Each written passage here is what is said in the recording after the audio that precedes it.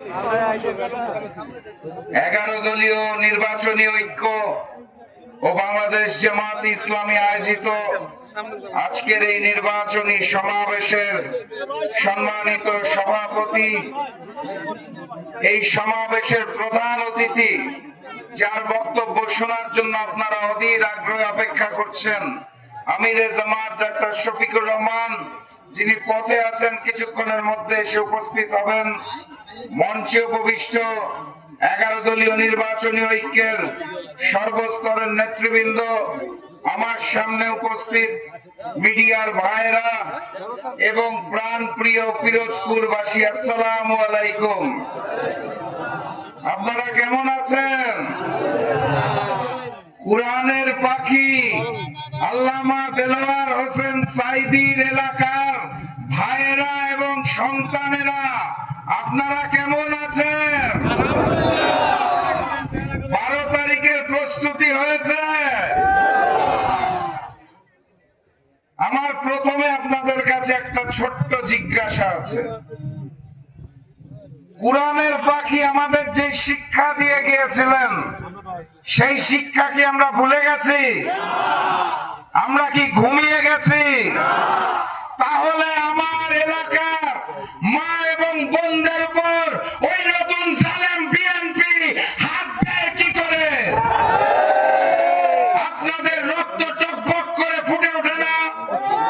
সারা দেশের মা এবং বোনদের উপরে তারা হামলে পড়েছে, তারা নির্বাচনী প্রচারণা করতে বাধা দিচ্ছে। আমরা কি নিশ্চুপ দেখে যাব? যেখানেই মা এবং বোনদের উপর হামলা হবে, এই এলাকার ভাইদের জানিয়ে দিতে চাই, সেখানেই প্রতিবাদ, সেখানেই প্রতিরোধ, সেখানেই নব্য জালেম বিএনপির কালো হাত ভেঙে গুড়িয়ে দেবেন। তারপর কি হবে? একটা মামলা আসবে, বলে দিবেন হুকুম দিয়েছিল রাশেদ প্রধান, তার নামে মামলা করেন।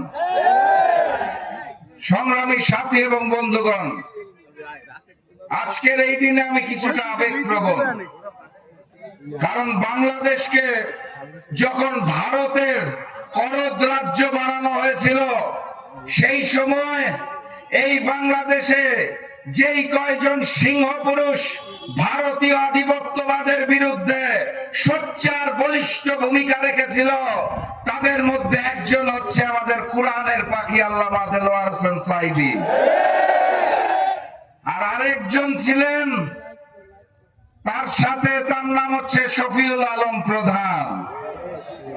আজকে এখানে এসে কুরআনের পাখির দুই সুযোগ্য সন্তানের জন্য নির্বাচনী সমাবেশে আমি উপস্থিত হতে পেরেছি শফিউল আলম প্রধানের সন্তান হিসেবে। এটা আমার জন্য একটা বিশাল পাওয়া, আলহামদুলিল্লাহ। সংগ্রামী সাথী এবং বন্ধুগণ, আপনারা সবই জানেন এবং বুঝেন, লন্ডন থেকে একজন মুফতি উড়ে এসেছেন, জানেন নাকি আপনারা? আই হ্যাভ আ প্ল্যান বলে কি প্ল্যান আর ব্যাখ্যা করতে পারেন না। তারপরে আমরা দেখি আমাদের মা এবং বোনদের ইজ্জতের উপর তারা হাত দিতে চায়। তারপর আমরা দেখি তারা আমিরে জামাতের সোশ্যাল মিডিয়া অ্যাকাউন্ট হ্যাক করে নারী বিদ্বেষী পোস্ট দিতে চায়। তারপর আমরা দেখি নিশ্চিত পরাজয় বুঝতে পেরে 12 তারিখের ব্যালট বাক্স ছিনতাইয়ের পরিকল্পনা তারা করছে। এইটার নামই হচ্ছে লন্ডনের মুফতির আই হ্যাভ আ প্ল্যান। আমরা কি 12 তারিখ ওই ব্যালট বাক্স ছিনতাই হতে দেব? তাহলে ছাত্র এবং যুব ভাইদের বলে যেতে চাই, 11 তারিখ রাত থেকে ভোট কেন্দ্র পাহারা দিতে হবে। ভোটের ফলাফল ঘোষণার আগ পর্যন্ত ভোট কেন্দ্রের চারপাশে হাতে একটা করে বাঁশ নিয়ে পাহারা দিবেন। পারবেন তো নাকি? আমার এই প্রাণ প্রিয় পিরোজপুরে আসন কয়টা? 2টার মধ্যে দাঁড়িপাল্লা আর একটার মধ্যে পিরোজপুরের এই 3টি আসন, তিনোটাতেই জয়যুক্ত হয়ে আগামী দিনের প্রধানমন্ত্রী ডাক্তার শফিকুর রহমানকে উপহার দিতে হবে।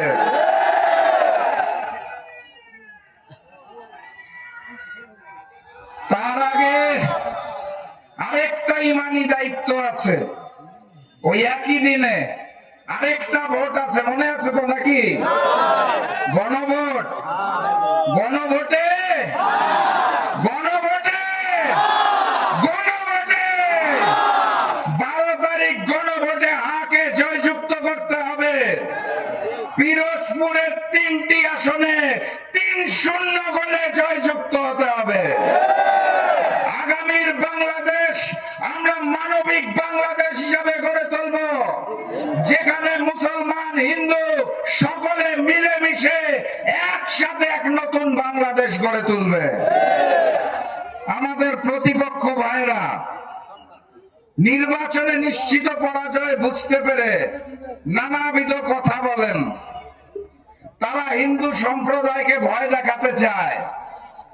এই এলাকায় কোরআনের পাখি দায়িত্বে ছিলেন, তখন সনাতন ধর্মী ভাই বোনদের কোনো সমস্যা হয়েছে?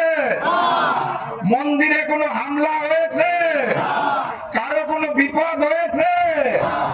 বরং 5ই আগস্টের পর ওই নব্য জালেম বিএনপি যখন চাঁদাবাজি লুটপাট শুরু করেছিল, তখন বাংলাদেশ জামাত ইসলামী এবং শিবিরের ভাইরা কাঁধে কাঁধ মিলিয়ে হিন্দু সম্প্রদায়কে নিরাপত্তা দিয়েছে।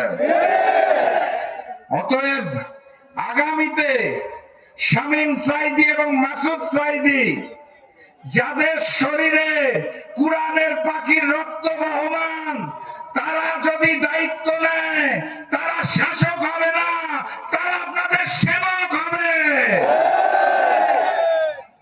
তাহলে আর বক্তব্য দীর্ঘায়িত করতে চাই না। বিদায় বেলায় শুধু বলে যেতে চাই, লন্ডন থেকে আসা মুফতি এবং তার নব্য জালেম বিএনপিকে আগামী 12 তারিখ পিরোজপুরবাসীর পক্ষ থেকে লাল কার্ড দেখানো হবে। ইনশাআল্লাহ দেখা হবে বিজয়ে। বিজয়ের স্লোগানটা একবার দিয়েই যাই নাকি? ওই স্লোগান শুনলে আবার জালিমদের বুক ধুকপুক করে কাঁপে। তাহলে বিজয়ের স্লোগানটা ধরেন, নারায়ে তাকবীর, নারায়ে তাকবীর, নারায়ে তাকবীর।